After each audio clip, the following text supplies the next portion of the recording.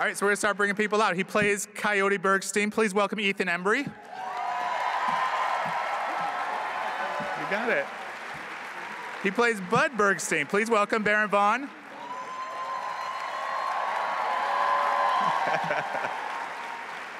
We got some Brianna in the house, June Diane Raphael.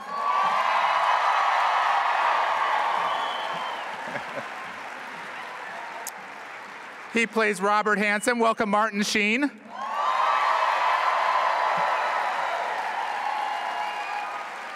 And you cannot have Robert without Saul. Please welcome Sam Waterston.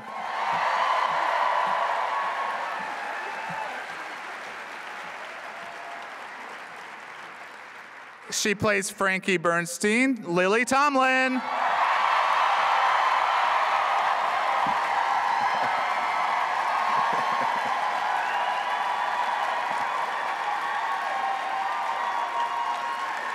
And we can't have Frankie without Grace. Welcome Jane Fonda.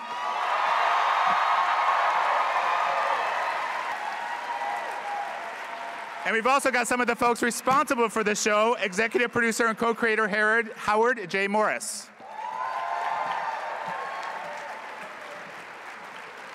And last but not least, executive producer and co-creator Marta Kaufman.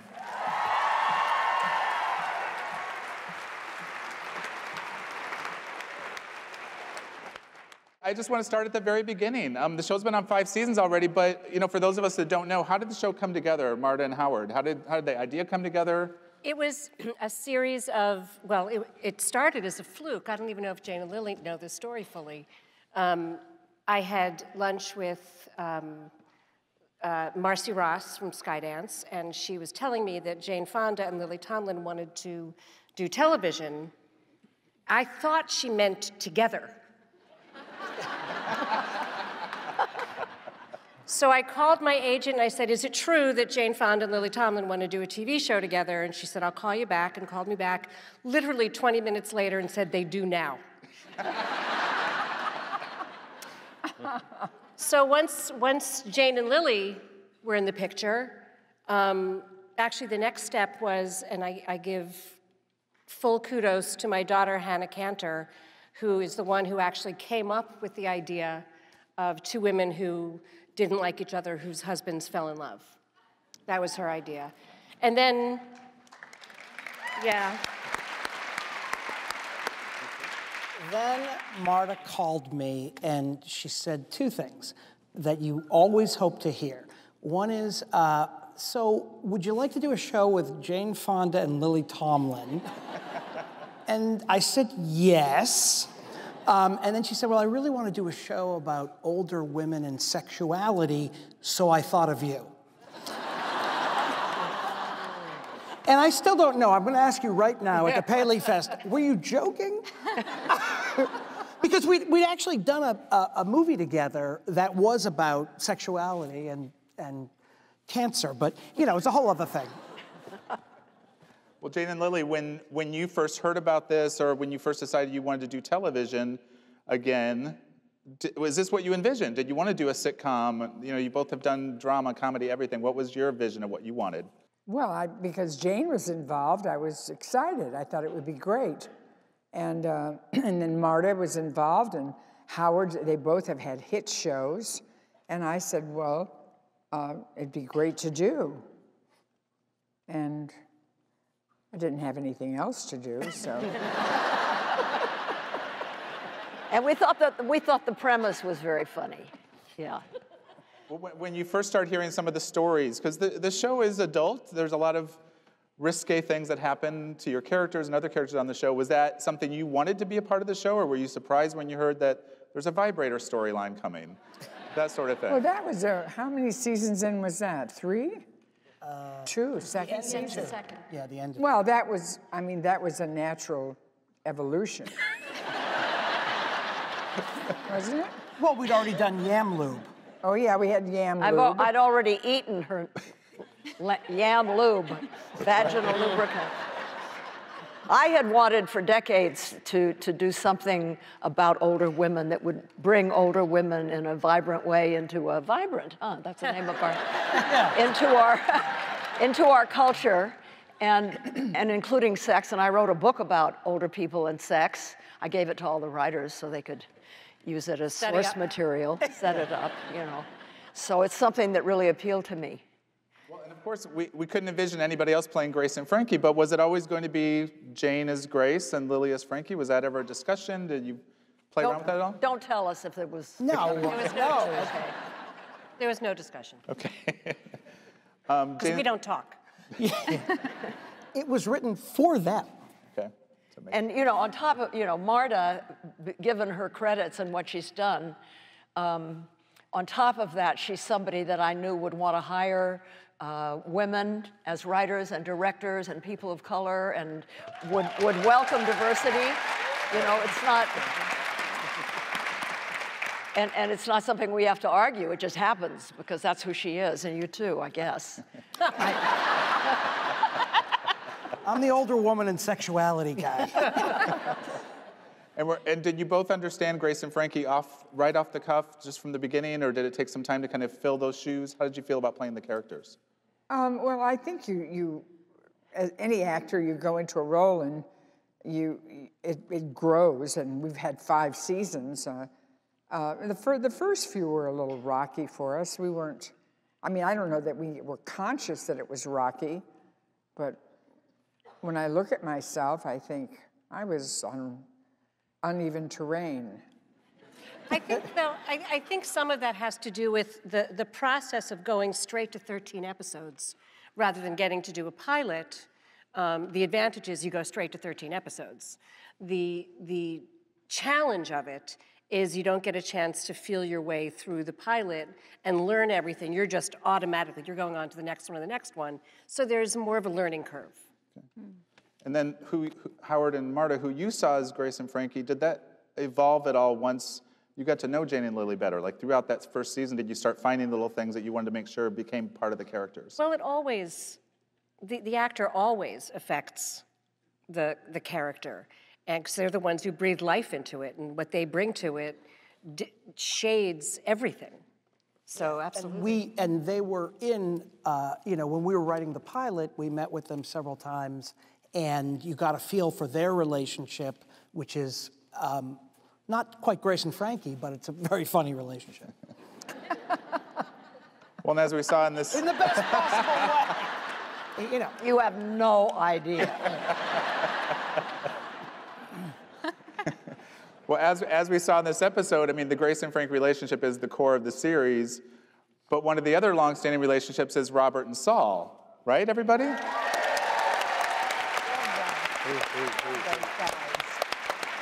Now, Martin, I know you played gay characters in the past. Sam, had you played gay characters before? I had a baby in an off-Broadway play once. Okay. I go, yeah. That counts, it counts. Well, Martin, I remember the first time you and I talked, we talked about the project you did, I think, 40 years ago, when you played a gay character on television, when gay characters were not seen on that. Can you talk about that a little bit and what that meant to you? Yeah, it was with Hal Holbrook and I. Mm-hmm. It was the first time on network television that an openly gay relationship was accepted. It wasn't generally accepted, but it was accepted to explore, and it was kind of groundbreaking. It was called That Certain Summer. That's right. And so when you both came to this project, the fact that you're going to be playing gay characters is going to explore your relationship as well as Grace and Frankie's. What was your thinking process about what I mean, you'd be able to do so much more now than you could 40 years ago, but can you talk about playing husbands?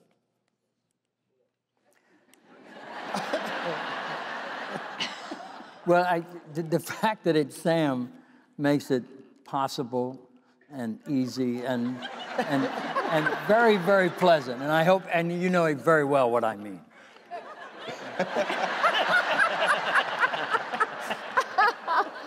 My God, we're getting in deeper and deeper.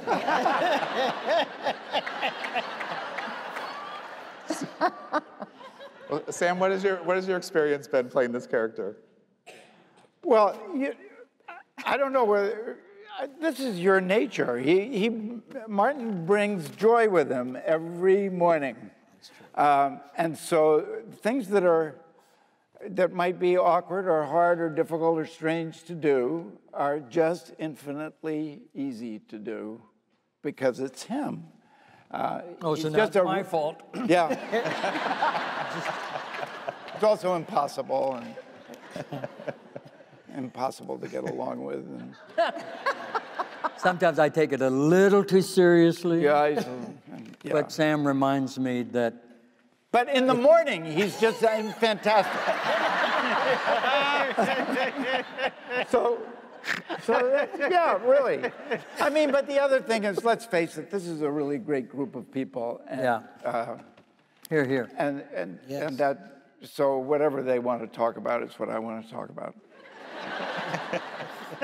Well, Why didn't you remind me I had white socks? It's outrageous. You should have called me.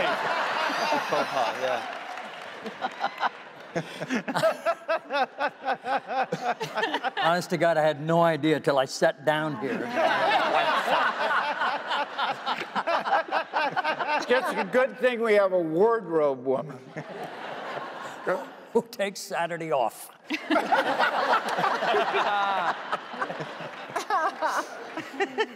Well, myself being a theater fan, I've loved Martin. I've loved your storylines in the community theater that Robert's involved with. How has that been for you to be able to sing and dance and do these production numbers on this show? I thought you'd never ask. Here we go. Put the socks away. I'm such a ham, and I love the theater. And I'm a hopeless musical comedy fan, and so it's just one joy tumbles on another until I'm giddy with joy. And I'm hoping we will do another musical soon with this guy. I want to do the Fantastics with him. There you go. Wait till you hear me sing. Hold your judgments till you hear me sing. Was that an instance where you knew Martin could totally handle that part of the story to be able to sing and dance, and so you wrote it in? Well, Martin sings on set. If he could, he would end every scene with a song.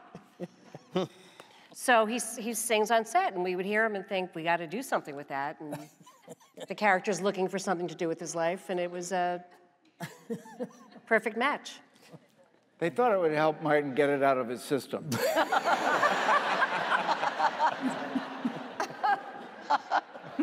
And it's community. It's okay, though. Right. That's great. June Diane, what were your first? Here. What were your first impressions when you first read that script for Brianna, and what you thought, who she was, and how audiences may like her? You know, I auditioned for the show when I was 3 weeks postpartum with my first child. So I was just looking for a way to get out of my house.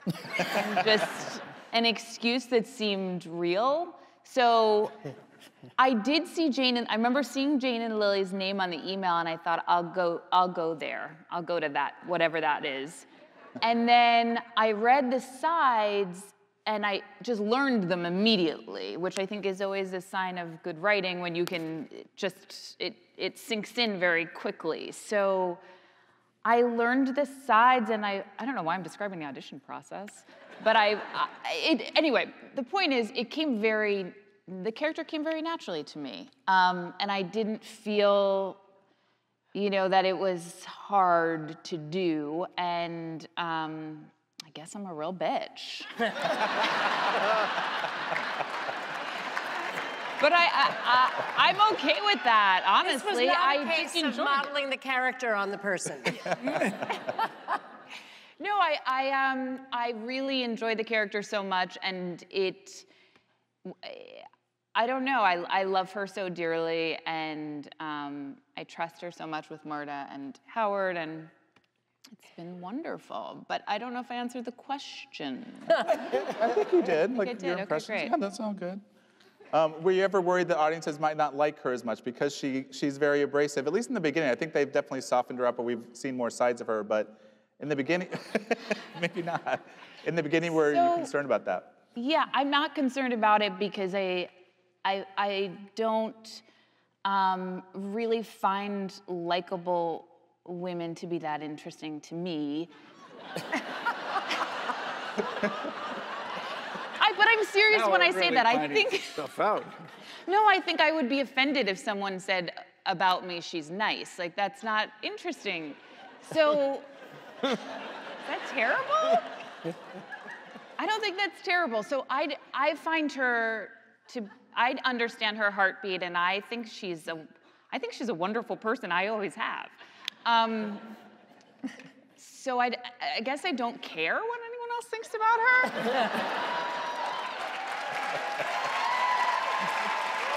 So that's me, yeah. But Brianna's also had, really great stories and combative moments with both Jane and Lily, with Grace and Frankie. Yeah. Can you talk about the surrealness of having those kinds of scenes with Jane and Lily? Well, I think they were really nervous to perform with me. And,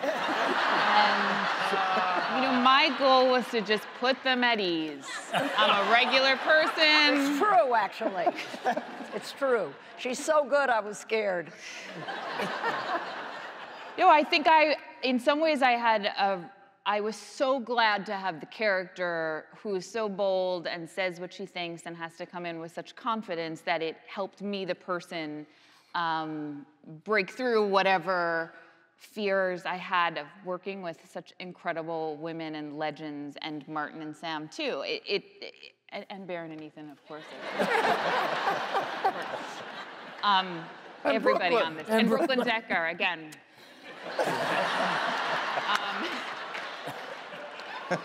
But so I think I had it was easy for me because I had this very bold character to rely on and sort of embody. So yeah, I think I just try to let people know it's just me.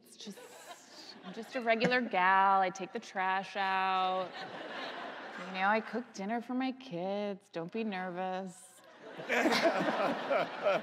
So, Jane and Lily, what's been your experience working with June Diane, especially when you do have those kind of battle scenes? Well, she's such a nice girl.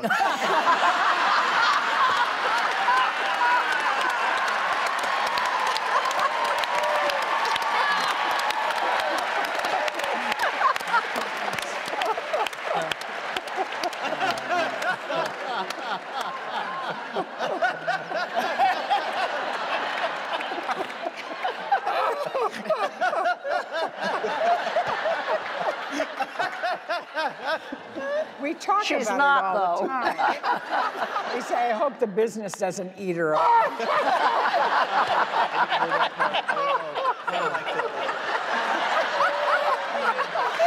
Oh my God.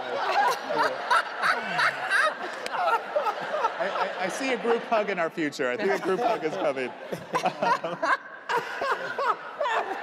Jane, did you have anything you wanted to add to that? I spent a lot of time staring at her legs.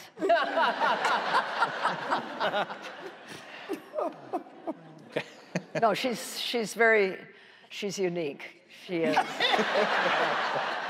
Okay. Well, She never does what I expect her to do. That's really great, and it's fun to play opposite that. Okay. Plus, she'll never catch up to us in age.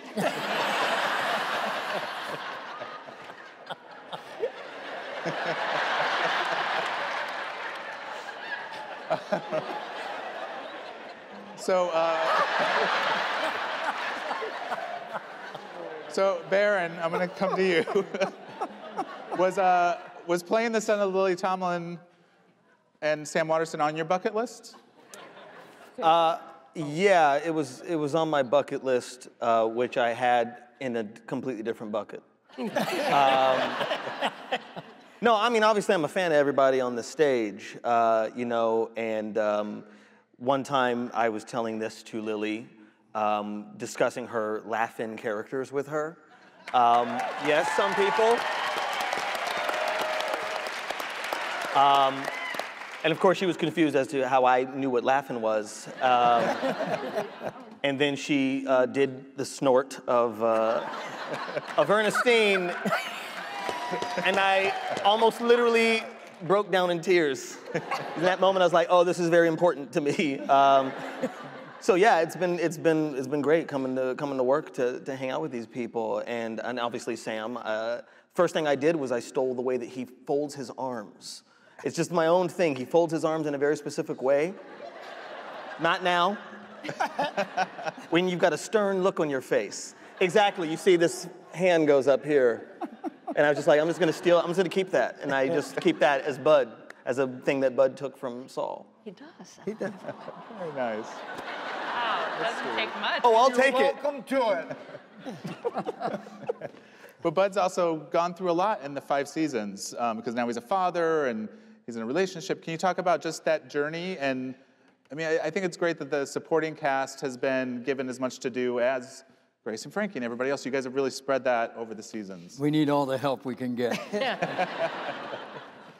Yeah, I mean, it's pretty incredible, especially because in a lot of ways it reflects my actual life, in which, like Bud, I was very scared of my Jewish parents, and then ended up, getting married and having a child. So like having it happen in the show, in a sense, almost like laying out a roadmap for me to do it in my real life was surreal-ish, surreal-ish-esque. And his little boy is so adorable, you would just die. So cute. And he's so like alive and aggressive, but aggressive in a nice way. He's brave, he's brave. My son is so cute that it's becoming a problem, so figure it out. And Ethan, when you first read the script and you saw the name was Coyote, did you have questions? I mean, it kind of explains who he is right there. Because it says so much about him and his environment that it makes a lot of my job a lot easier. But I mean, I get to hang out with this for 6 years. It's crazy. And it's like this all the time. Like we have these, I tell as many people that we read the script before we do each episode. We all get into one room, we sit around a table, we crack out the episode that we're gonna start shooting. And you said the numbers that we've done 70 something? 70 plus. So I've been invited to like 65 of those, and they never get boring. They're amazing. Sitting in there with you guys is... That's great. Well, with a character like Coyote, you kind of, as a viewer, you want to see him get things together, but then I guess for comedy you don't, right? Is that? Because he's such an idiot. But the other thing too that I've realized, like, apparently I suck in a lot of the characters that I do. I've played these miserable alcoholic cops, and I got a divorce. It was bad. I went to rehab. So for the past 7 years, I've been playing this lovable idiot, and I just discovered I'm really happy. I live in a van. I'm not joking. He's not. It's a souped-up van. But it's smaller than the one they wrote. It's weird. But I love my life right now. I want it to keep going. Yeah.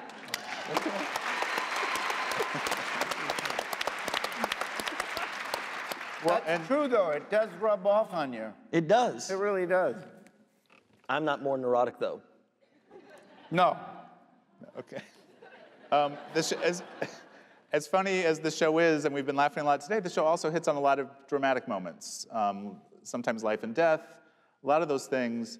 For the writers, how do you juggle that? So you still can have the humor in there. Is that more organic, or do you have to really work to kind of make sure it doesn't take away from what the show is, but you do want to explore these things? You can feel when you're on a serious topic where it's okay to make jokes and where it isn't. Or at least I think we can. Yeah, I mean, we make horrible jokes in the room and then go, no, that's not good.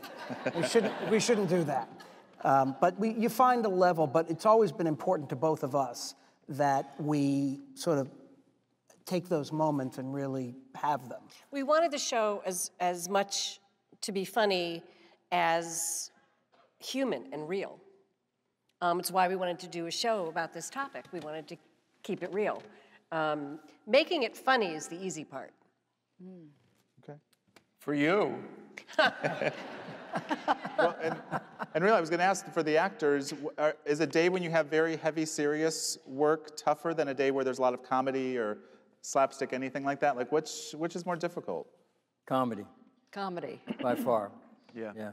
Yeah, Martin and I like more pitiful kinds of things to do.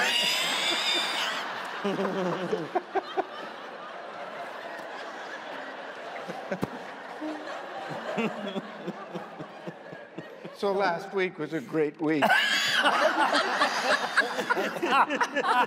Oh, God. Okay. I'm going to get this question in now because last time I did a panel with Jane and Lily, I forgot, and I heard about it on Twitter. What will it take to get Dolly Parton to do a guest spot on the show? That's got to be the number one question, right? Time in her schedule.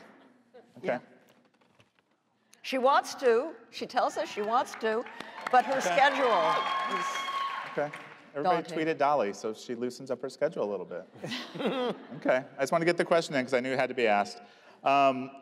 You know, the show reaffirms how you can start over at any age, I think. That's one of the things you saw right from the very beginning. For anyone up here, yeah, right? For anybody, what do you hear from the fans, whether it's when you see them face-to-face or social media? What do you hear from fans? And The show gives them hope. That's what I hear the most. And it's from women. Yeah. Okay. Right? Lily, what do you hear from fans about the show? Well, I just hear how across the board, you know, children watch with their parents, they watch with their grandparents, grandparents watch with their girlfriends, and they all say, we just crack up. They laugh a lot, and that's totally enjoyable. And then they like it when there's an authenticity and a reality to it, and we touch on, you know, serious subject matter, and that's all a part of life too. But we generally have a pretty lighthearted. Well, we did it last season. What the F? Right. I mean, they were in favor of that. I was not in favor of that because I don't curse. I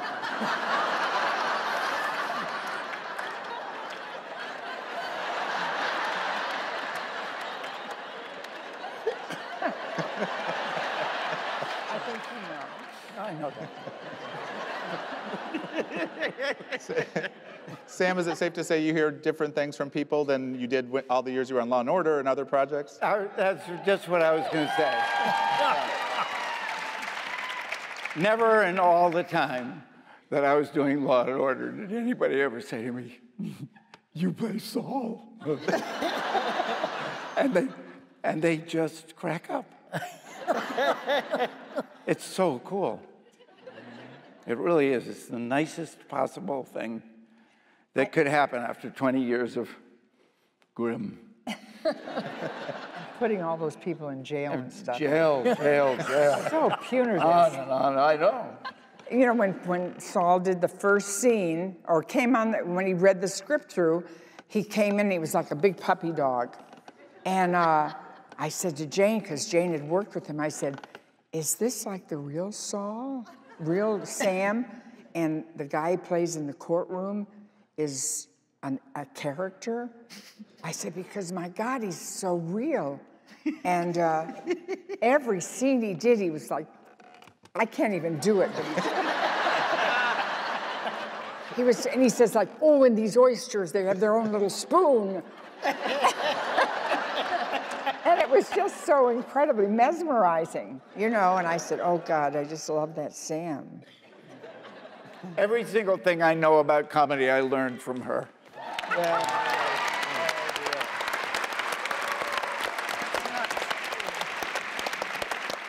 But Sam, are some of those things, those physical things that you did bring to the show right from the start, was that just something that came out of you, or did you consciously think, I need to do this with this guy? Well, my wife, Lynn, thought it would be a good idea for me to do a show like this because I act like a fool in the kitchen. But otherwise, I don't think people have seen it much. Okay. Although there have been times, I mean, yeah. Now that I think about it. He definitely has a walk. If he's going to take off, well, you should have told me immediately. And it's great. That kind of thing doesn't just happen. That's an actor who knows how to work. He knows how to do the work. Yeah. That's right.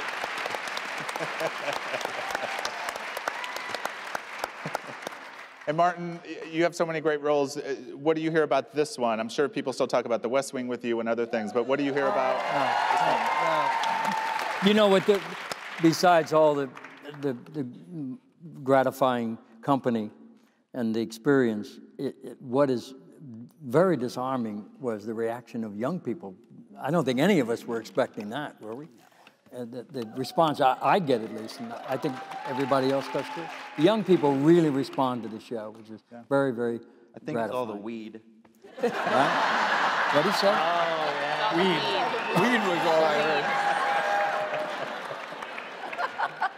Well, you can certainly thank Frankie for that. That's right. Well, for this, I'll say the siblings, or I guess cousins, not cousins. Kids. But kids, the kids, The kids. The kids, okay. What do you all hear? Do you hear from people your age? Do you hear from older viewers? What do you hear from? I think that, that's one of the most amazing things about the show is just the large demographic that it reaches, and everyone can connect to this idea of life falling out from underneath you at some point, because it's gonna happen. It's just gonna happen. But I also think one thing I love about the show, and I think has impacted people and our culture, is this different version of what life can look like, and a different alternative family structure that on Grace and Frankie's part is not necessarily prescribed to people. And I think so many women especially can feel so kind of trapped by the norms. And I think this show very quietly and subversively really disrupts a lot of notions about how one can age. And I think that's incredible and impactful. Yeah.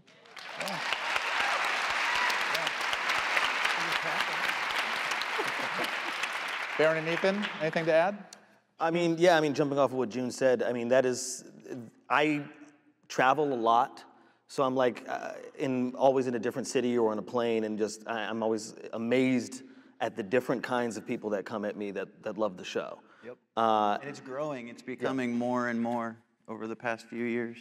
Yeah, and I think that especially when it's teenagers, that's always one I'm like, oh, I wasn't expecting. But off of what June said, it's they see a model, if you will, that aging isn't intimidating, that you don't get to a certain age and then you magically know everything, that you continue to grow, and you continue to search for adventure and have your ups and downs. So I think it really demystifies it for a lot of young people, and gives them something to look forward to, because they see how incredible all of these fantastic people on this stage are, and they look at it like, oh, I can be incredible, for as long as possible.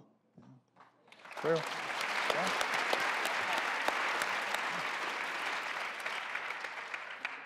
Ethan? Same. Brooklyn? Well, in keeping with that, Grace and Frankie both had a lot of romantic relationships over the seasons. Different people have come in. Jane, you have such great chemistry with Peter Gallagher, right? It's so great. Tell me about working with him, and then I guess for Howard and Marta, did you see that relationship going where it went, or was it because you saw them together that you wanted to really make the relationship go further? Jane, you can go first on just working with Peter. He's a wonderful actor to work with. Everybody loves him. Yeah. Especially Martin, because Martin and Peter sing together in between takes. They sing show tunes together. They sing together. No, he never stops working. He's the ultimate pro. He's absolutely divine, very, very easy to work with and easy on the eye. And no, I like him a lot. He gives me great recipes for new drinks that I've never tried. And he's good without clothes on, too. Yeah. And he's, you know, he's a lot younger than me, but he's not that young, and he's still.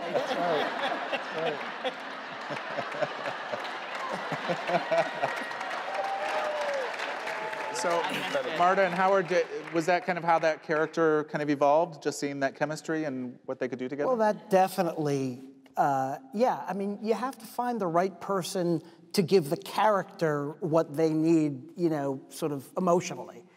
And it felt like, you know, getting a reflection in Peter's character helped, and then we just loved seeing them together. Yeah, I mean, that was just a huge piece of it.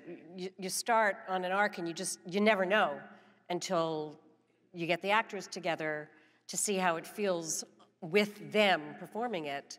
And it was just such a joy to watch this relationship flourish and the tension between them and the obstacles between them. And it also gave us an opportunity to tell some really interesting stories, I think, for Grace and dealing with how she feels about her age. So we could see Nick and Robert doing the Fantastics next season. Smart was pitching. Oh, sorry, you're there too. Jeez. Just throwing stuff out there. That right in front of me. Lily, I have to say, I loved when Ernie Hudson was on the show. I thought, again, great chemistry, and you guys were so great together. What would you like to see for Frankie romantically? Whether it's Well, they've gotten me to come back year after year by promising me Ernie was coming back too. I'm going to start coughing.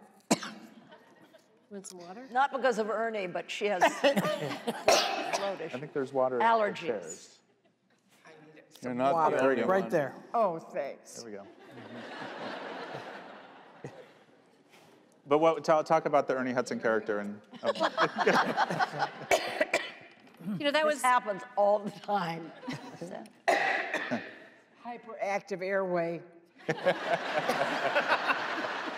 Still get the joke in there. Still get the joke in there. Lily Tomlin can get a laugh on a hyperactive airway. It's unbelievable. We can. In terms of Ernie, that was another case of the electricity between them was so vibrant and so exciting to work with, and we just kept wanting to see more and more of it. And just as a little teaser, we will be seeing him in season 6. Okay. Ernie's pretty happy. It is news. But it's soon, too, for us. He can't go for Grace because she's married. That's right. That's right. That's exciting though. But so. So sorry. But so see, you all have been working on season 6. Oh, Yes. it is so funny. Are there any teases that you can give us at all? I don't want to get too spoilery, but anything you can talk about? I won't say what it is, but there will be a new business that the women are going into. Okay. Oh, yes. And it has to do with the lower part of our bodies. What the old business was But about. not the same as the other part. Okay. Oh, that's Kate. Well, kind of. Yeah. Ish. There's a connection. Okay. Sam and Martin, can you talk to what Robert and Saul are up to in the new season? No. No, the overriding thing between us, our character, we really cannot talk about right now. Okay. I wish I could. You know, with the Netflix model, has that been different for anybody? Just the fact they do all drop at once, and it's like a nice window, but then we have to wait a long time for more episodes. But how has that been for anybody on the panel? Because That's your I guys' think fault, for by the everybody. way. But was it different for you two when you were just writing the show? It's very different. Because people will watch more than one episode in a row, there has to be connections between the episodes where one leads to another, and arcs can form and things you couldn't do on weekly television. So yeah, it's very different. Yeah, and we still, you know, we joke in the writer's room, it's like, you know, but will they remember that from last week? But on Netflix it's 13 seconds ago. You know, will they remember it? And then we're like, okay, well, I guess we don't have to do the exposition. So it's a different experience, but it's been great. Okay. Does anybody on the panel have a want for your character that you haven't seen on the show yet that you would really like? This is the time to pitch these two here. But anything you would like to see happen that you haven't seen yet, or I'd like to see one of us go into politics. Ah. Yeah.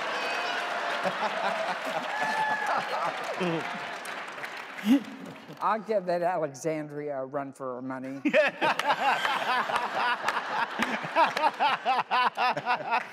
Yeah, it's okay with me if you go into politics. That would be okay. Yeah, you don't want to give. I don't want to go into politics. You'd be a great candidate. It would be hysterical. That's a very good idea. And we have the diversity, you know. I mean, we got it all. Yeah. Ethan, Ethan, I'm going to come down to you. What would you like to see for Coyote? I'd like to manage my mom's political campaign. I want to manage your campaign. No, I will manage your political campaign. Conflict! It's a great idea. We're going into politics. Oh, yeah, there's a conflict. Good. Yes. No, it's perfect. It's I'd like to see Grace take fertility drugs.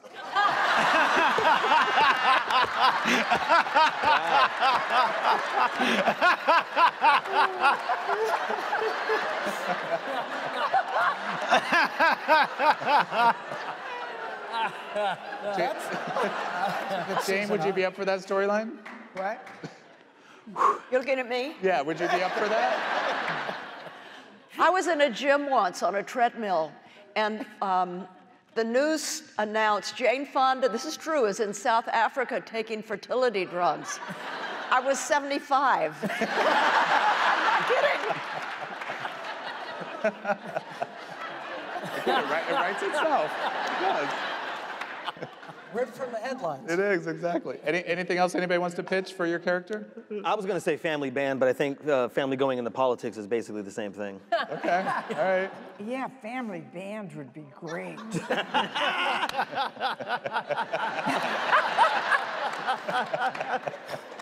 Going on the road.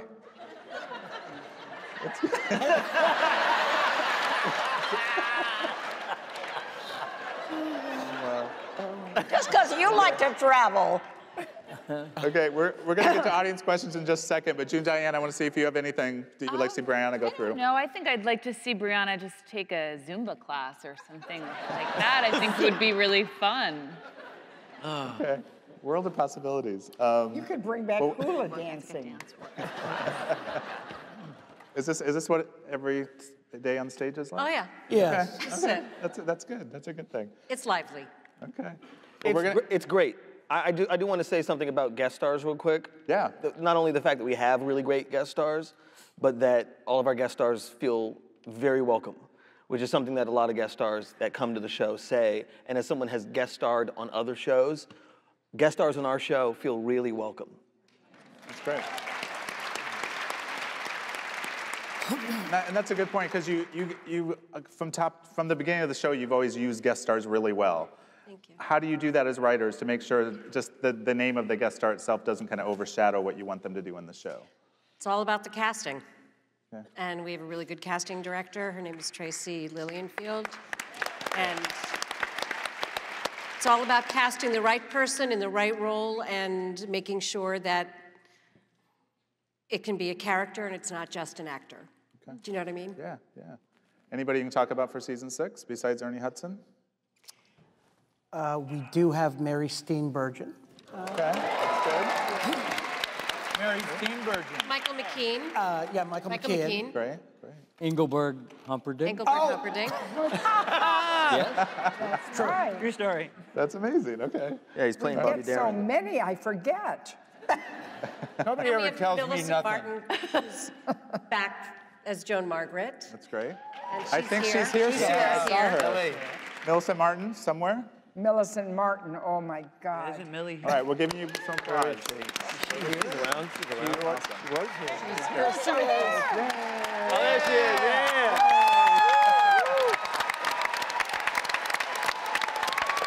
Awesome. She's great. Kills it. And does the character come first before the guest star, or sometimes you know somebody's coming on and you have to write something for them, or a little Generally, both? the character comes first. Yeah. And then the guest star, as I said before, breathes the life into it, and the character evolves. Okay. Do you guys have questions for all these lovely people? Anybody? Okay, so just a reminder, we're going to stick to questions only. No asking to come up for hugs or scripts or anything like that. We're just going to ask questions. We want to get through as many as we can. Let's start right down here in the front, but wait for the mic, please. Hi, thanks for taking my question. First of all, Martha and Howard, you just are doing holy work. Thank you. It really is.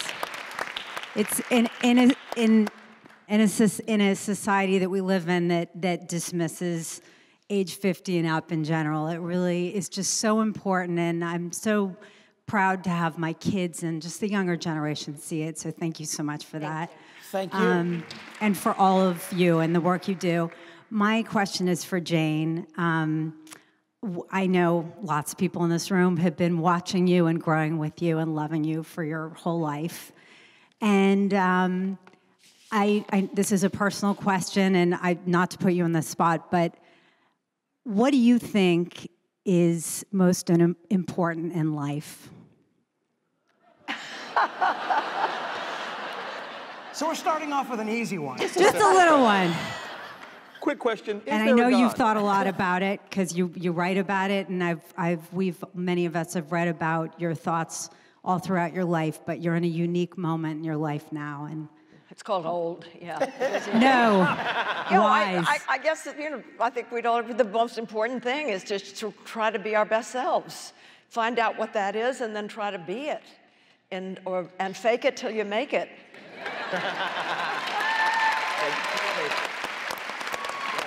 Did she say, shake it till we make What's that? Anybody over here? You got somebody here in front with glasses? Shaking it, that's the problem. Hi. Okay, so first of all, I want every single one of Frankie's necklaces. So there should be a website to tell us where they are and where we can buy them. So my question is for the four of you, the two couples, right? So I am in my 50s. And I'm tired, okay? Like, I work really hard, and I notice that I still love my work, but that it's harder to do as much work as maybe I once did a couple decades ago, right? So is there a difference in the way you guys are working? You're crushing all these boundaries and making us think different. Like, is there something about the logistics of how you guys are working that is different based on the fact that you're older than me, and I'm tired? Can I just answer that? There would be a whole very large difference if it weren't for the fact that these two have set a very bad example. They come to work at 4 o'clock in the morning, they leave at 4 o'clock in the morning, they never sleep, and it's just, so what are we supposed to do?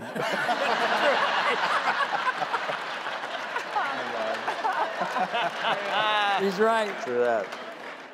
My father always told me that as you get older, you don't need as much sleep. I think he was wrong. I sleep 9 hours every night, and that's where I get energy.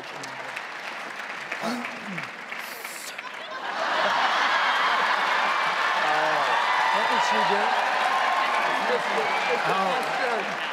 do? It's called a Docet pen. It's white. It contains 200 puffs. You can't smell it, and it works. Okay. Lily, what's your secret, Lily? Me? Yeah. What did you say? What's your secret to just... To your energy. Yeah, I don't know. I don't know when to lie down or stand up. and I go on the road and do shows and everything. This is the first year I haven't booked about, 50 dates in addition to whatever else I was doing, and that's because Martin wants to open for me, and I absolutely will.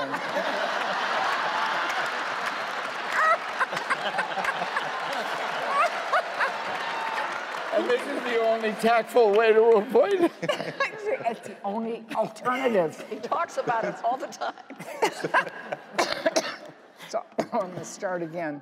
I have nothing to say. Okay. We got somebody back here. Okay. Hi, you guys are so wonderful. We love your show. My sister flew out from New Jersey just to come to this. She loves you guys. Jane, she's your biggest fan, Jane, I have to say. So, Thank you. I have to ask, this is just a silly little question. Well, what's the thing about Del Taco? What is that? What's the thing about Del Taco? What is it? I think that I don't want to say anything. This is like kept under wraps by upper management. I think Del Taco has kicked in a big sum of money for.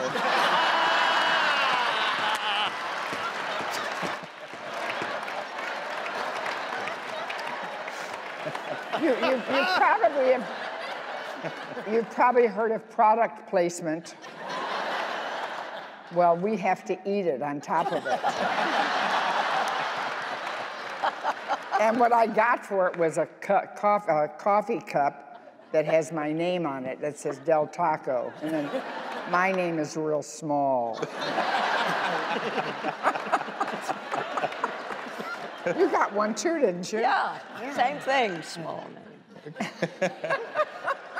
Ours didn't even have our names. A lot of deals are made. Oh, they did? Okay. You didn't even get a cup. No. Hi. I can't believe I'm here with you guys. Die-hard 9 to 5 fan. I even did my skinny and sweet shirt, busted it out. Yeah, I can't. I'm in awe, absolutely in awe. I wanted to ask, out of each one of your characters, true to life, how much does it relate to you? And what is the best practical joke you guys have done on set? The best one? Practical joke. It's not that kind of set. I always feel We like had a like producer joke who, he's no longer on the show, but he's Not because of not whatever because she's of what about to this. say. He's 6'6", Yeah. and we use a lot of muslin for lighting, and he came dressed in a complete muslin suit and brings it out whenever the crew needs a lift. But it's not a practical jokey. I'm not a fan of the practical joke. They scare me. What else? And what was the other half of the question? The other, what part of our characters are true to life? That's for you to judge. Well, Jane is very good about bookkeeping, meticulous with her numbers. And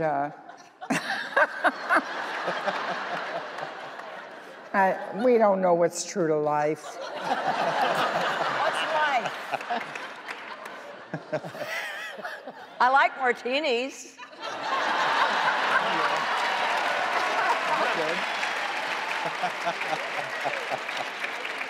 You know what? It's silly, but it's the sign of good actors that the assumption is the character must be so close to who you are because it looks so natural and so real. That's just a sign of everybody's incredible skill and talent as an actor. Thank you. We're just good actors, and we make it look like it's really who we are. Yeah, that's right. You do have a lot of Frankie in you. Well, she brought up 9 to 5, and I know there's a new project in development. Can you say where we're at with that or anything? Waiting for the script. We're waiting for the script. Okay. And you know what that means. No, everyone's very hopeful. And I think, and the script is a hot property, so I think we may not live to see it.